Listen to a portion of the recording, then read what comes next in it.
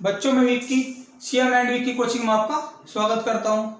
तो आज की जो करंट है, देखो बच्चों, करंट तो रोज 20-30 बने हैं, लेकिन जो खास है, जो आने की संभावना है 99%, मैं उसे बताता हूं और मैं कुछ भी छोड़ता नहीं हूं। तो पीछे की करंट भी सारी कवर करवाई जाओगी। तो लेकिन रोज 20-30 क्वेश्चन बने, तो 20-30 क्वेश्चन कोई लाभ नहीं है उन्हें याद करने से कि भाई वे खास है क्या नहीं, क्योंकि हमें भी काफ़ी एक्सपीरियंस है, ऐसा नहीं कि हम जानते नहीं इस बारे में। तो आज जो क्वेश्चन है, मेरे हिसाब से जो मेन क्वेश्चन है उसकी शुरुआत करते हैं। तो आज जो क्वेश्चन है आईपीएल से है। इस साल जो आईपीएल होगा किस में होगा? 2020 में। तो 13वां आईपीएल होगा और ये कब से कब तक होगा? ये 19 सितंबर से 10 नवंबर तक होगा। ये आप लिखोगे 19 सितंबर से 10 नवंबर तक होगा। और मैं आपको बता दूं, जो फाइनल मैच है इस बार मंगलवार को होगा। और आज तक के इतिहास में जितने फाइनल मैच हुए हैं वे रविवार को हुए हैं। तो ये क्वेश्चन याद रखोगे कि जो फाइनल मैच है वो किस दिन हुआ है? मंगलवार को होगा, यानी कि 10 तारीख को ही होगा। तो और आपको बताया कि जो आईपीएल है ये हर साल मार्च में होता है, लेकिन इस पर क्या हुआ, कोविड-19 के कारण ये लेट हुआ है। 19 सितंबर से 10 नवंबर तक होगा।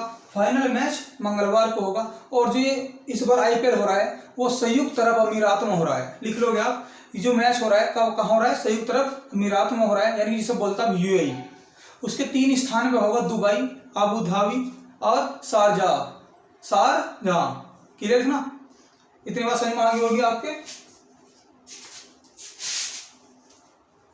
देखो, एक तो है आपके शारजाह, दुबई और अबू धाबी। क्लियर? शारजाह में होगा, दुबई में होगा, अबू धाबी में होगी। ये संयुक्त अरब अमीरात में पढ़ते हैं, यानी कि यूएई में पढ़ते हैं। ये तीनों जगह हो गए। और मैं बता दूं आपको, यहाँ पे हो गए 12 मैच, यहाँ पे हो गए 20 मैच और यहाँ हो गए 24 मैच। आपकी बात समझ में आ गई होगी। और जो पहला मैच होगा मुंबई और चेन्नई के बीच होगा। जो पहला मैच होगा मुंबई और चेन्नई के बीच होगा। मुंबई और चेन्नई के बीच होगा पहला मैच। क्लियर है? और अगर मैं आपको पुराना क्वेश्चन बताऊं, आईपीएल की शुरुआत 2008 में हुई थी। आप लिख सकते हो आईपीएल की शुरुआत। तो जब मैं आईपीएल के बारे में लिखवाऊंगा अभी कि कितनी टीम है, कौन कौन से कप्तान है, पिछले साल किसको ऑरेंज कैप मिली, किसको पर्पल कैप मिली, 2008 में कौन जीता था, सर्वाधिक छक्के मार लगाने वाला कौन है, चौके लगाने वाला कौन है, विकेट लेने वाला कौन है, हर चीज मैं आपको बताऊंगा। लेकिन जो आज का क्वेश्चन है वो इतना ही है इसमें।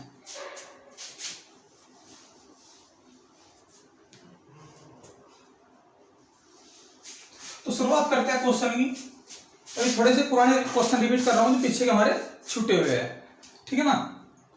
महीने की डेट करना कोई ज्यादा बड़ी बात नहीं कि इस महीने के मुश्किल से 500 क्वेश्चन या 700 क्वेश्चन लिखूंगा, उसमें से सारे क्वेश्चन आ जाते हैं। ऐसा नहीं कि क्योंकि हर दिन उस समय क्वेश्चन बने हैं तो हर दिन तो कवर करवाने बहुत कैडे पड़ेगा, तुम्हें याद भी करने बड़े कैडे पड़ेगे। तो जो खास है वो लेके चलते हैं। तो आज का क्वेश्चन हो गया आईपीएल से, और आईपीएल पूरा पढ़ाया जाएगा, घबराए ना आप चीज से। तो ये पिछले क्वेश्चन है, अभी हाल ही के क्वेश्चन है, यानी कि कुछ इसमें आपके अगस्त के हो गए, कुछ सितंबर के हैं, फिर मैं जनवरी फरवरी से भी लूंगा। पुर्तगाल के 71 वर्षीय किस राष्ट्रपति ने अलगर्त तट है, ये कहाँ है? पुर्तगाल में ही है, पर डूब रही 2 लड़कियों की जान बचाई। यानी ये कौन से देश का राष्ट्रपति है? 2 लड़की डूब रही थी अलगर्त तट पे, उस देश में पड़ता है, पुर्तगाल में। तो उसका नाम क्या है? मार्सेलो रेबेलो डी सूजा। ये अगस्त का क्वेश्चन है, मेरे अब भी याद है ये चीजें, ठीक है। ये देखो, अगला क्वेश्चन है, bird photographer of the year 2020 किसे चुना गया? तो मजीद अली है और एक सोंग पक्षी है, सोंग पक्षी। तो नॉर्वे में शाम हो रही थी, सोंग पक्षी का उसने फोटो लिया। ये 7 साल का है। कितने साल का मैं बता रहा हूँ आपको? 7 साल का है। एक नॉर्वे में सोंग पक्षी, उसका फोटो लिया, वो तस्वीर बनाई, उस तस्वीर को बोलते हैं एम ऑफ द डे नामक तस्वीर, और इसको 50,000 पाउंड मिले हैं। तो आपको याद रखेगा, मजीद अली 7 साल का था। Bird photographer of the year 2020 चुना गया है। धोनी और सुरेश रैना को ने क्या लिया है? संन्यास लिया है, लेकिन आपको पता होना चाहिए कि अंतरराष्ट्रीय मैच से संन्यास लिया है, ना कि आईपीएल से लिया है, यानी कि आईपीएल ये मैच खेल लेंगे। क्लियर इस बात को लेकर। और बता दो सबसे पहले धोनी ने लिया था संन्यास, धोनी के आधे घंटे बाद ही सुरेश रैना ने संन्यास ले लिया था। अभी हाल ही में टेलीफोन सेवा किन दो देशों के बीच शुरुआत हुई है? तो आप याद रखो कि यूएई व इजराइल के बीच। किन देशों के बीच हुई है? यूएई व इजराइल के बीच हुई है अभी सेवा, यूएई व इजराइल के बीच हुई है शुरू। तो अगला क्वेश्चन, देश का सबसे स्वस्थ शहर किसे घोषित करा गया? ये 3-4 साल से मेरे आपको बताना पड़ेगा कि कमेंट बॉक्स में कि कितने लगातार कितनी बार इंदौर शहर। देखो देश का सबसे स्वस्थ शहर कौन सा घोषित हुआ है इस बार? इंदौर हुआ है। दूसरे का सूरत है।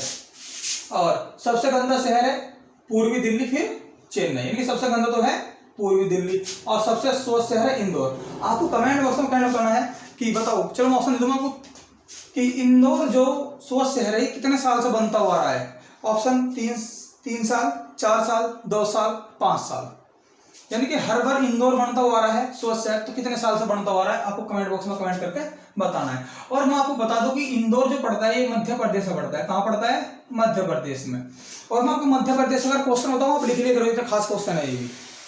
तो इंदौर कहाँ पड़ता है? मध्य प्रदेश में पड़ता है। अगर मैं मध्य प्रदेश की बात करूं तो मध्य प्रदेश में एक महू जिला है, महू जिले में जनापाव पहाड़ी है, वहां चंबल नदी निकलती है। चंबल नदी मध्य प्रदेश से निकलती है। उसके बाद क्या होता है? राजस्थान लगती है। राजस्थान के बाद आगरा इटावा की सीमा यानी कि यूपी से मुरादगंज में यमुना मिलती है।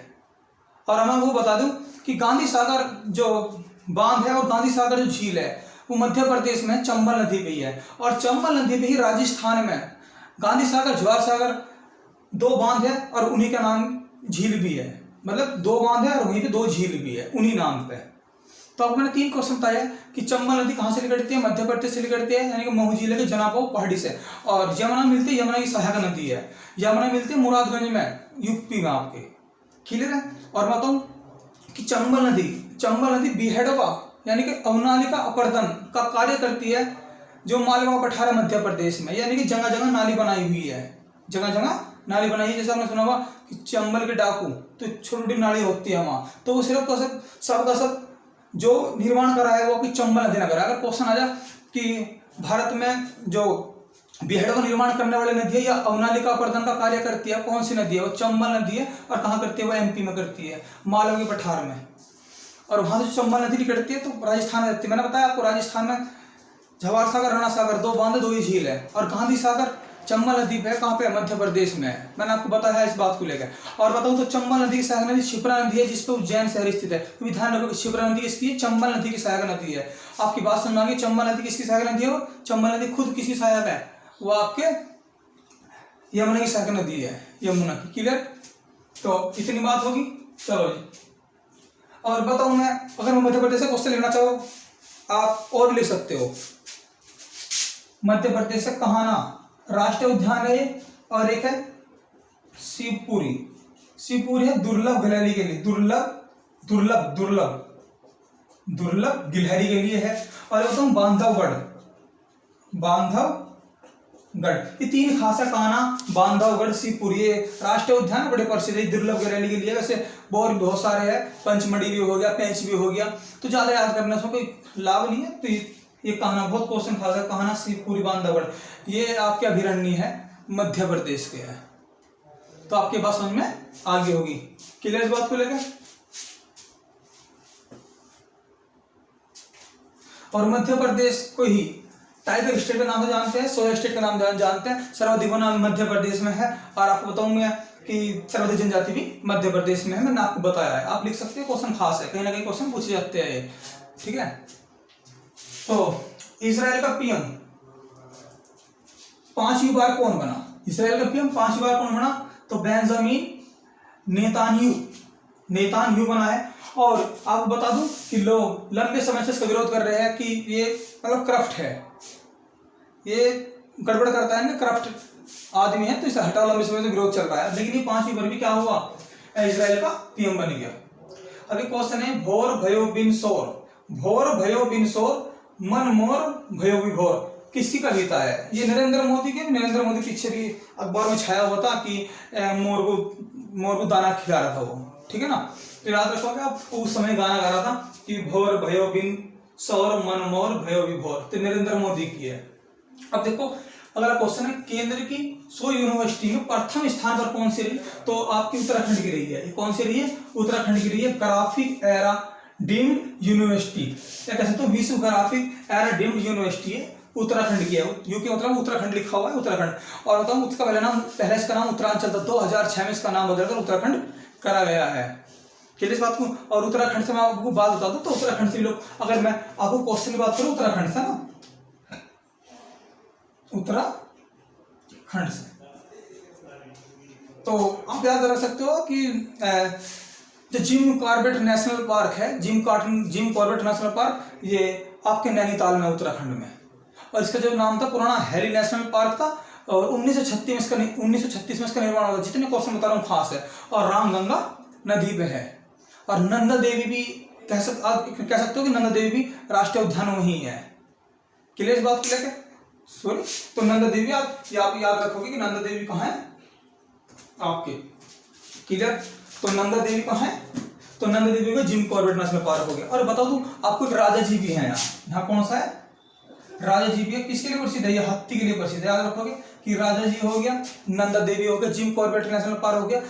यानी कि भारत का पहला Jim Corbett national park, Bharat का पहला राष्ट्रीय उद्यान है जिसका नाम हैली नेशनल है। कहाँ है ये? नैनीताल में है।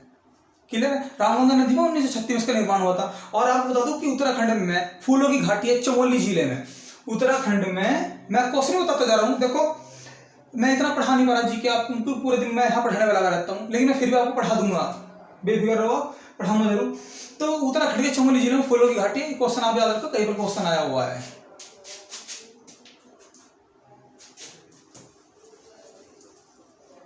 अब बात करें किसकी?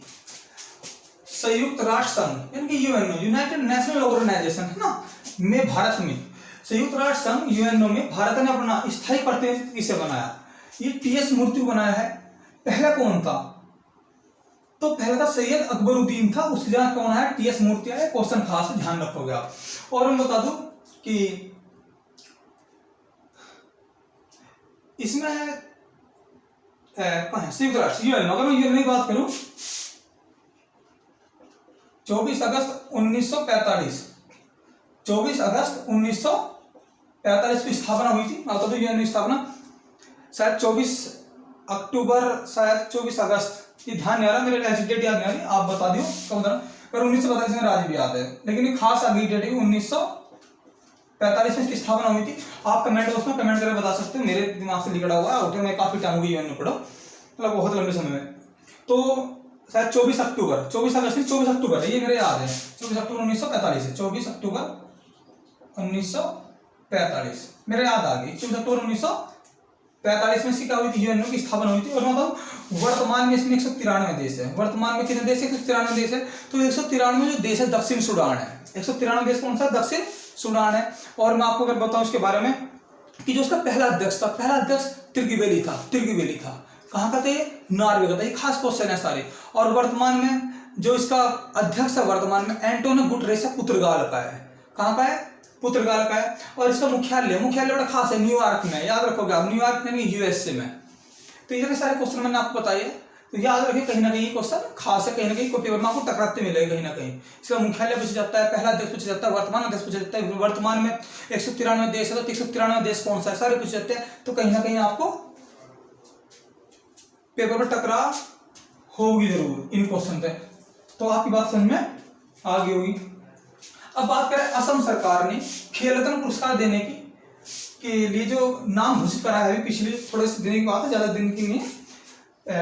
तो किसका नाम करा है? असम सरकार ने खेल रत्न पुरस्कार के लिए किसका नाम घोषित करा है? हिमा दास। हिमा दास को बोलते हैं डींगा एक्सप्रेस रेसर है, बहुत फेमस रेसर है डींगा एक्सप्रेस, हिमा दास। अगर मैं आपको असम के बारे में बात कर लगू तो असम में मैं बता दूं आपको, असम जब ब्रह्मपुत्र नदी सबसे पहले जो मोड़ लेती है, वैसे ब्रह्मपुत्र नदी मानसरोवर झील से गिरती है तिब्बत के, वहां उसका नाम सांगपो होता है। और जब अरुणाचल प्रवेश करते दिबांग बोलते हैं, अरुणाचल जो प्रवेश करते दिबांग बोलते हैं। और जब असम एक समतल मैदान है, असम जो है ऊपर से ढाल से आती है और अरुणाचल के में प्रवेश करती है, यानी कि ब्रह्मपुत्र नदी का दक्षिणी मोड़ा अरुणाचल से। अरुणाचल के बाद वो असम जो है समतल घाटी है। तो जब समतल घाटियां प्रवेश करती है तो आप कह सकते हो एक रैंप घाटी का निर्माण करती है, यानी कि ऐसे बीच में इधर भी टिल्ला इधर भी टिल्ला, तो बीच में घाटी है, जिसे बोलते हैं रैंप घाटी। तो उसमें ब्रह्मपुत्र नदी बहती है। ब्रह्मपुत्र नदी सदिया से धुबरी तक रैंप घाटी है, सदिया से धुबरी तक रैंप घाटी है। और उसी के बीच में एक मांजुली द्वीप पड़ता है, जो कह सकते हो कि भारत का सबसे बड़ा नदी द्वीप है। मांजुली द्वीप है भारत का सबसे बड़ा नदी द्वीप है। मांजुली जिला है वहां, उसी के नाम पे रखा गया है। और मैं आपको बता दूं यहाँ से क्वेश्चन जो मैंने बताया आपको, इतना क्वेश्चन यहाँ से सदिया से मैंने बताया आपको, सदिया से धुबरी रैम घाटी है और बीच में मांजुली जिला पड़ता है, मांजुली द्वीप है वहां। तो नदी द्वीप है, ये एक द्वीप है, नदी द्वीप है, जिसको बोलता है भारत का सबसे बड़ा नदी द्वीप है मांजुली द्वीप। गेहूं की खेती होती है यहाँ। और बता दूं सदिया से धुबरी, जो सदिया से धुबरी है, ये जलमार्ग हमारे 6-7 जलमार्ग जो हमें पढ़ने होते हैं। जैसे पहला NW1 जो राष्ट्रीय जलमार्ग है, सबसे लंबा है, इलाहाबाद से हल्दिया है। तो जो दूसरा जलमार्ग है NW2 जो जलमार्ग है, वो सदिया से धुबरी है, असम में पड़ता है, ब्रह्मपुत्र नदी पड़ता है। और जो इलाहाबाद से हल्दिया कहाँ पड़ता है, मैं बता रहा हूँ, वो हल्दिया कोलकाता पड़ता है। तो कोलकाता गंगा नदी पे है। ये दूसरा जलमार्ग भी है NW2। क्वेश्चन आता है, वैसे बताऊंगा NW3 है आपके, मैं बता दूं केरल में है, कोट्टमपुरम से कोल्लम तक है, कोट्टमपुरम से कोल्लम तक है। क्योंकि इधर जो केरल है, ये केरल राज्य है, यहाँ पे क्या की झील है बेम्बीनाड है, और आपके अष्टमुदी है। बेम्बीनाड पे आप कह सकते हो कि वेलिंगटन द्वीप है। वेलिंगटन द्वीप नाव की प्रतियोगिता के लिए बड़ा फेमस है। और उसी पे जो NH47A भारत का सबसे छोटा राजमार्ग है, राष्ट्रीय राजमार्ग है, वो वेलिंगटन द्वीप पे है।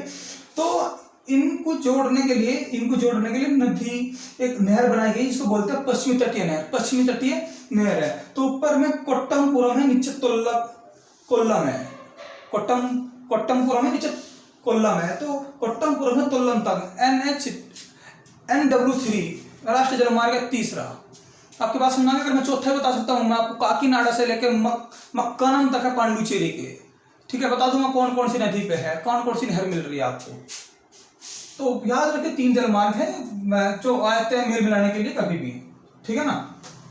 तो और क्या बात चल रही है, असम। और मैं असम से अगर बताना चाहूँ तो आपको बहुत पसंद आ सकता हूँ असम से। और भी मैं बात करूँ असम की, असम में असम में जो राष्ट्रीय उद्यान काजीरंगा है, मानस है, सोनामढ़ी है, लिखापानी है, और ओराव भी है।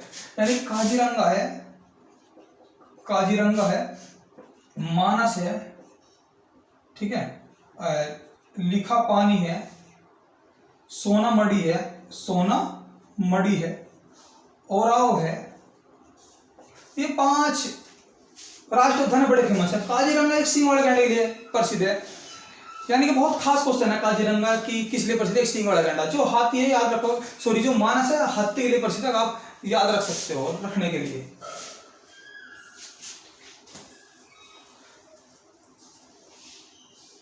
तो इतनी बात आपके क्लियर होगी। तो आप याद रखोगे कि नाबार्ड क्या है। तो राष्ट्रीय कृषि एवं ग्रामीण बैंक है। कई क्वेश्चन है कि नाबार्ड क्या है, राष्ट्रीय कृषि एवं ग्रामीण बैंक है, ये सीधा याद रखोगे। और अभी इसका चेयरमैन कौन बनाया गया है, GR चित्ताला, मई 2020 में बनाया गया। और आपको कमेंट बताना इसकी स्थापना कब हुई थी। अभी देखते हैं कौन सा होता है। ये कई बार इसकी स्थापना है, मैंने इसलिए नहीं बताया कि आप कमेंट बॉक्स में कमेंट बताओगे कि बताओगे आप कि 1882 हुई, 1892 हुई, आपको कमेंट बॉक्स में कमेंट करके बताना है, ठीक है ना। और अगली डेट बतानी है आपको इसकी। तो ईरान की अपना क्वेश्चन है, ईरान की प्रचलित मुद्रा रियाल के स्थान पर कौन सी अपनाई गई। जो ईरान की मुद्रा है वह रियाल है। अभी हाल ही में जो मुद्रा अपनाई गई है वो कौन सी अपनाई गई है, तोमान अपनाई गई है। कौन सी अपनाई गई है, तोमान अपनाई गई है। और अगला क्वेश्चन है, विश्व का सबसे बड़ा क्रिकेट स्टेडियम के साथ, विश्व का सबसे बड़ा क्रिकेट स्टेडियम के साथ देश का पहला ग्रीन स्टेडियम भी है, वो कौन सा है। तो याद रखोगे जो भारत में हो गया विश्व का सबसे बड़ा ठीक है, मेलबर्न ऑस्ट्रेलिया में जाने की जरूरत नहीं है, 1,10,000 जनसंख्या बैठ सकती है, उसको बोलते हैं मोन्टेरा स्टेडियम है अहमदाबाद। आप समझ लो कि अहमदाबाद कहाँ है, अहमदाबाद कहाँ पड़ता है आपके, ये गुजरात में पड़ता है। अगर मैं आपको गुजरात की बात बताऊँ तो गुजरात में जो फेमस है, ठीक है ना, गिर राष्ट्रीय उद्यान है। गिर राष्ट्रीय उद्यान किस लिए प्रसिद्ध है, एशियाई शेरों के लिए प्रसिद्ध है। और आपको बताओ कचकरण जो राष्ट्रीय उद्यान है वो किस लिए प्रसिद्ध है, ठीक है, तो वो जंगली गधों के लिए प्रसिद्ध है। जब कचकरण को दूसरा नाम गोखुर के नाम से जानते हैं कि गोखुर में क्या चीज रहती है, जंगली गधे रहते हैं। और मैं आपको बता दूं कि गुजरात के तट पर 4 नदियां आगे पड़ती है, ये जो पश्चिमी साइड से आगे बढ़ती है। मैं आपको बता सकता हूँ, जैसे आपके लूनी नदी है, लूनी नदी राजस्थान, इससे ऊपर फिर राजस्थान है, राजस्थान के अरावली पर से निकलती है, सांबर झील से होती है। राजस्थान में सांबर झील है खारे पानी के, सांबर झील पे डिडवाना है, पिछोला है, बाणसागर है, बहुत सारी झील है वहाँ पे काफी। तो फेमस झील मैंने आपको बता भी दी है। तो सांबर झील से आती है और कचकरण, गुजरात में कचकरण है, उसमें समाहित हो जाती है, यानी कि कच्छ की खाड़ी तक नहीं जाती है, या कह सकते हो आप कि अरब सागर तक नहीं जाती है, खंबाती खाड़ी तक नहीं जाती है। तो क्वेश्चन अगर आया कि कौन सी नदी है जो मरुस्थल विहीन है, तो वो लूनी नदी है, जो मतलब कि समाहित हो जाती है कच्छ के अरण्य में। और मैं आपको बता दूं यहाँ जो घाना राष्ट्रीय उद्यान भी आपको बता दूंगा, घाना है, केवला है, सरिस्का है, ठीक है, रसिका है। सरिस्का बब्बर शेर के लिए प्रसिद्ध है, आप याद रख सकते हो, याद रखने के लिए कोई दिक्कत नहीं है। तो इतने काफी हो गए यहाँ से। तो बताओ अगला, किस राज्य सरकार द्वारा एंटी करप्शन हेल्पलाइन का brand ambassador PV Sindhu, PV Sindhu किस खेल की खिलाड़ी है, बैडमिंटन की खिलाड़ी है। किस राज्य सरकार द्वारा एंटी करप्शन हेल्पलाइन का ब्रांड एम्बेसडर पीवी सिंधु को बनाया गया, तो ये बनाया गया है किसको, आंध्र प्रदेश को। और अगर मैं आंध्र प्रदेश की आपसे बात करूं, आंध्र प्रदेश में तिरुपति बालाजी मंदिर, जिसको वेंकटेश्वर मंदिर बोला जाता है, विष्णु भगवान का चित्तूर जिले में है। लिख सकते हो तिरुपति बालाजी मंदिर कहाँ है, विष्णु भगवान का है। वेंकटेश्वर मंदिर कहा जाता है चित्तूर जिले में, आंध्र प्रदेश का। बड़ा फेमस क्वेश्चन है, आप याद रख सकते हो, ध्यान रखोगे। कोई ऐसा क्वेश्चन है बहुत फेमस, कई बार आया है कि लोग इसका आंसर बहुत ही गलत मारते हैं, क्योंकि तिरुपति बालाजी के नाम से कहीं और जा लेते हैं। तो आपको मैंने इतनी बात बता भी दी है। और आंध्र प्रदेश के काकीनाडा से मक्काना पांडुचेरी तक, ठीक है ना, आप कह सकते हो कि NW4 भी है, राष्ट्रीय जलमार्ग है। तो अगला क्वेश्चन है कि राष्ट्रपति रामनाथ कोविंद द्वारा किस पूर्व मुख्य न्यायाधीश को, किस पूर्व मुख्य न्यायाधीश को राज्यसभा का सदस्य मनोनीत करा गया, तो रंजन गोगोई को करा गया है, पूर्व न्यायाधीश है।